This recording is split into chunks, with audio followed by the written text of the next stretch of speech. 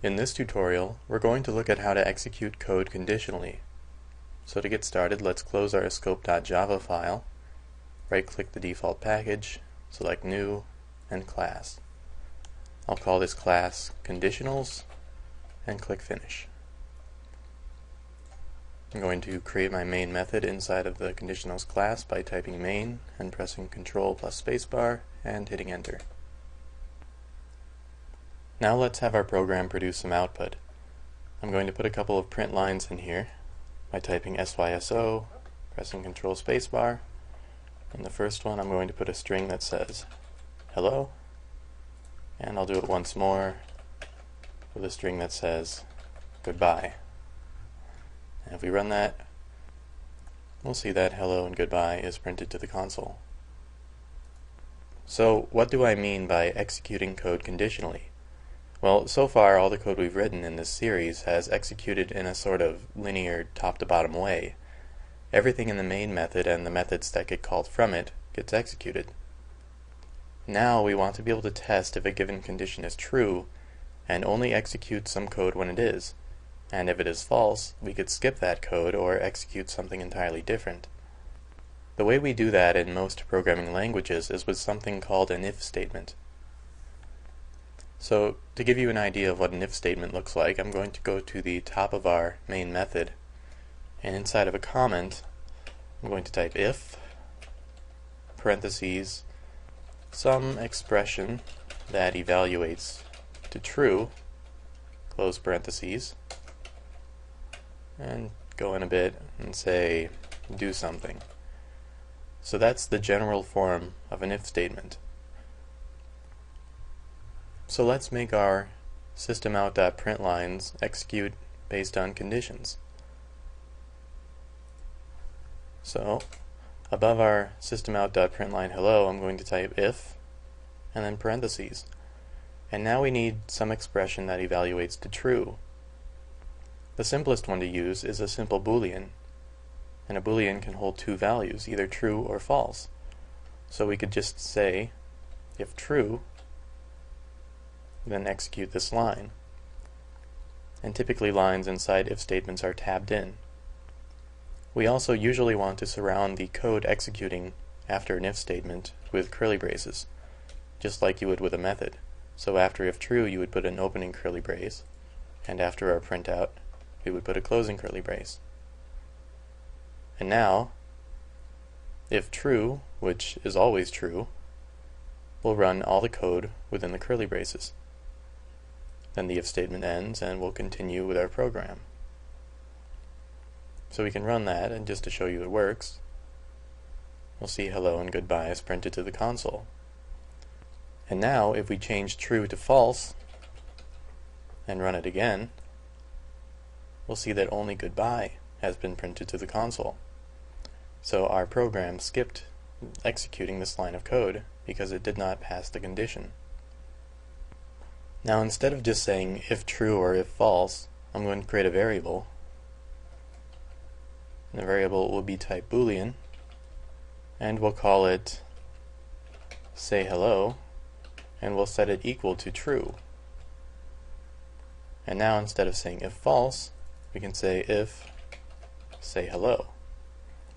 Now what that essentially is saying is if say hello evaluates to true, which it will, then execute this line of code.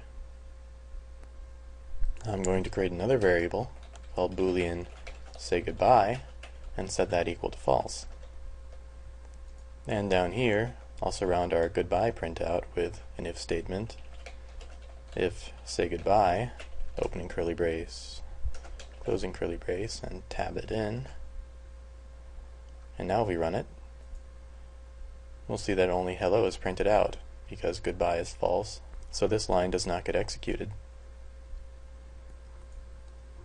Now say that we know that we either want to say hello or goodbye, but we never want to say both at the same time. And the way to do it is by using what's called an else clause. And the way that works is we execute the if statement. If the if statement evaluates false, this code does not get executed. But if the if statement is followed by something called an else clause, which looks like this, after the closing curly brace, if we put else, and then another opening curly brace and closing curly brace, if the if statement evaluates to false, then whatever is in the else statement gets executed. So we could copy our systemout.println goodbye and put it inside of our else clause. Then we could just go ahead and get rid of our if goodbye if statement, as well as our say goodbye variable. And now if we run it, say hello is true, and hello gets printed out. And if we set say hello to false and run it again, we'll see that goodbye is printed. Now there are many different conditional operators we can use inside of if statements that will evaluate to true or false. Some examples might be if 5 is greater than 10, that would evaluate to false. Or if 10 is greater than 5, that would evaluate to true. Likewise, you would also have a less than statement if 5 is less than 10, which would evaluate to true. So there are all kinds of conditional operators we can use. And I'll put some of them in a comment here. We can use greater than, less than, greater than or equal to, less than or equal to. We can use not equal, which is a exclamation point followed by an equal sign. Now what an exclamation point means in this context is a logical not, so this would read as not equal to. And lastly, if we want to test if two things are equal to each other, we would say equals equals.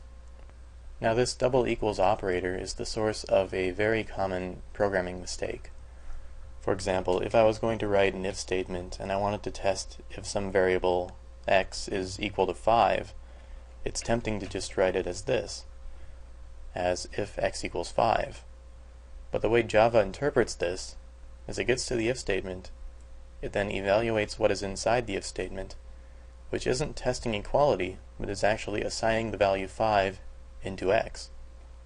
If we want to test if x is equal to 5, we would type x doubled equals 5. So let's comment those out and put a little note in.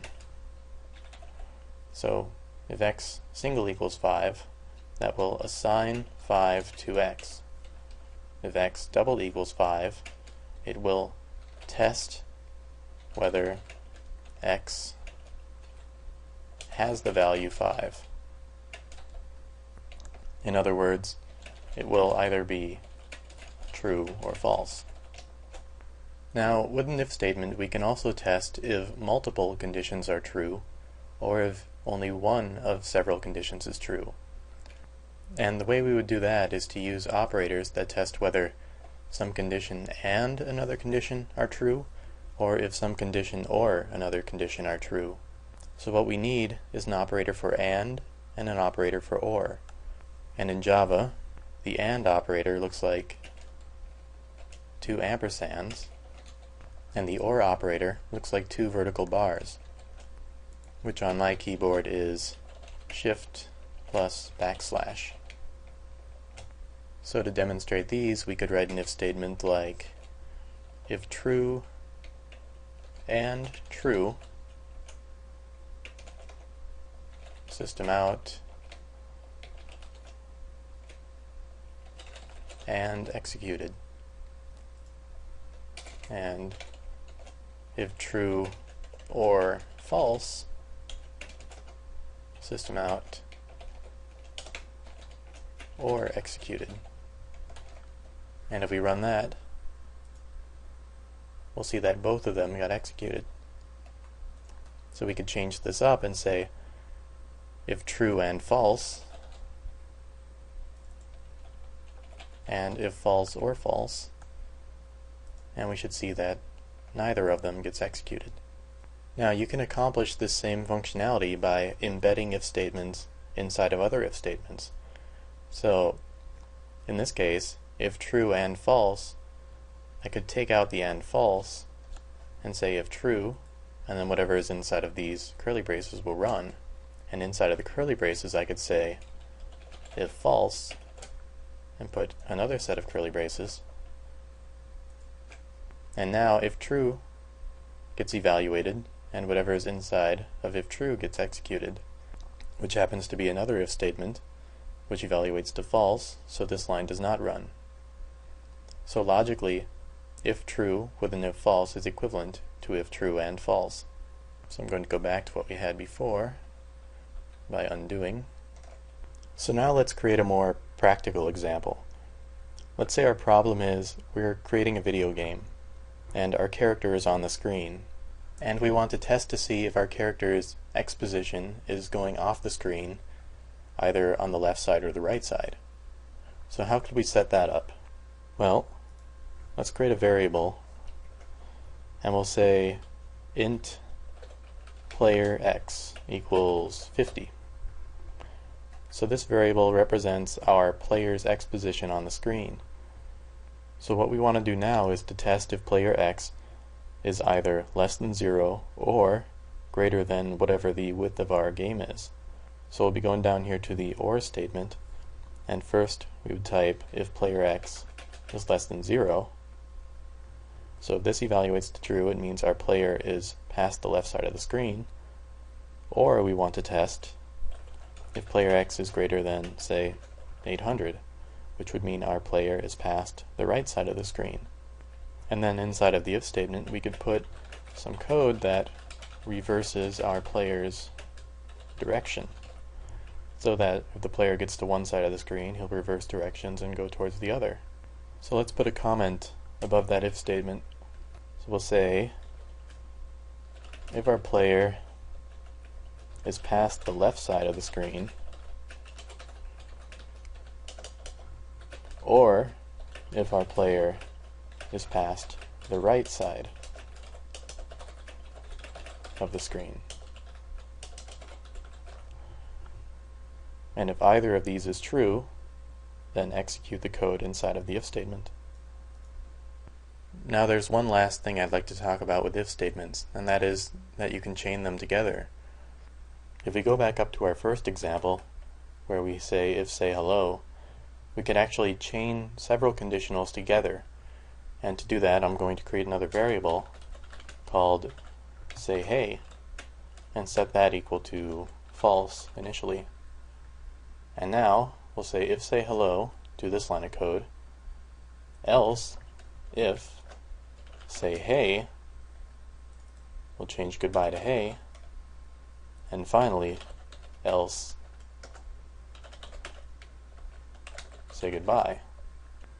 So the way this executes is, if say hello evaluates to true, we'll print out hello, and say hello is false, so this line does not get executed.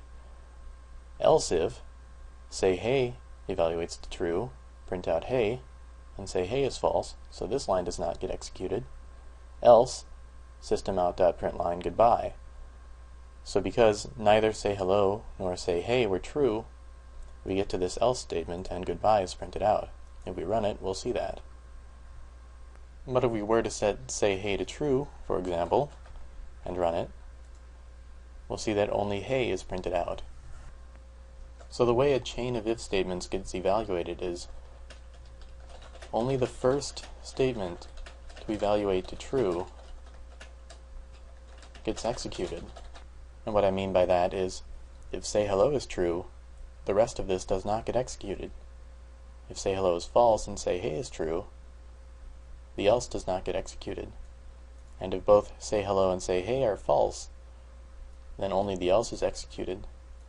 And we can also remove the else, and if both are false, then neither of these lines will be executed, and our program will simply continue. So to reiterate on what we've learned in this tutorial, we have an if statement, followed by some expression that evaluates to either true or false, followed by some code to execute if the condition is true. And we can use these relational operators to test if something is true or false. And we can also use Boolean variables. And if you want to test for multiple conditions, you can use the AND operator or the OR operator. So by now you should have some familiarity with if statements and be fairly comfortable experimenting with them. Thanks for watching.